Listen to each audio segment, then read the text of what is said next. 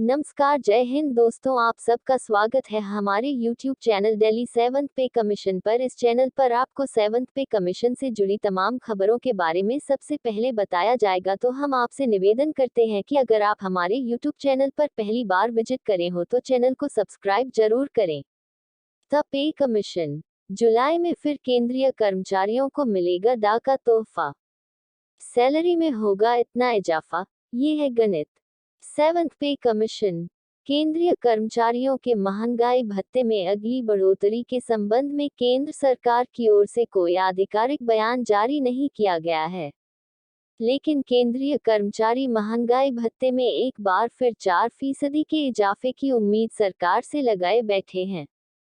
केंद्रीय कर्मचारियों को आने वाले जुलाई महीने में बड़ी खुशखबरी मिल सकती है। दरअसल केंद्र सरकार उन्हें एक और डीए हाइक का तोहफा दे सकती है।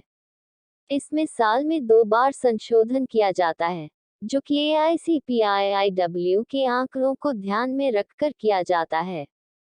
उम्मीद जताई जा रही है इस बार भी महंगाई के मद्देनजर 4% की बढ़ोतरी की जा सकती है।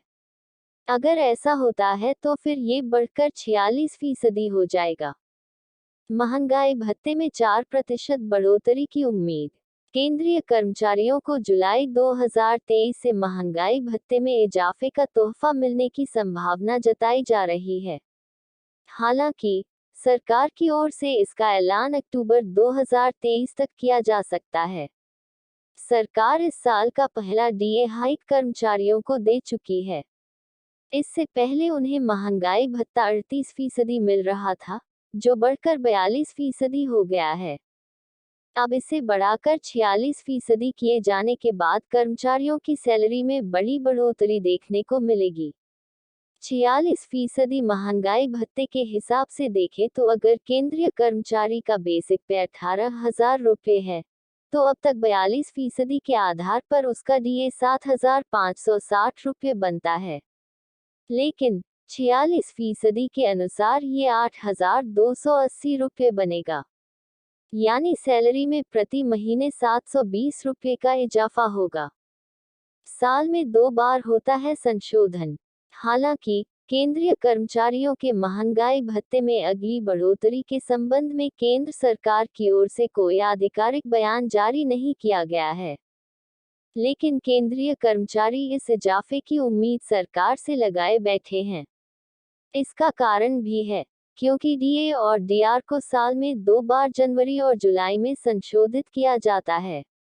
महंगाई भत्ता सरकारी कर्मचारियों को दिया जाता है, जबकि महंगाई राहत डॉक्टर पेंशन भोगियों को दी जाती है। डीए मूल वेतन के आधार पर, जबकि डीआर मूल पेंशन के अनुसार दी जाती है। इस आधार पर होता है कैलकुलेशन। अब यहाँ ये समझना बेहद जरूरी है कि आखिर सरकार डीए हाइक का कैलकुलेशन कैसे करती है। दरअसल इसे लेकर फैसला महंगाई के आंकड़ों के आधार पर किया जाता है। द हाइक की गणना इंडस्ट्रियल वर्कर्स के लिए महंगाई के आंकड़ों के आधार पर होती है। इन आंकड़ों को श्रम मंत्रालय, लेबर मिनिस्ट्री का labour bureau, all India consumer price index, industrial workers यानी AICPIIW के आंकड़े जारी करता है।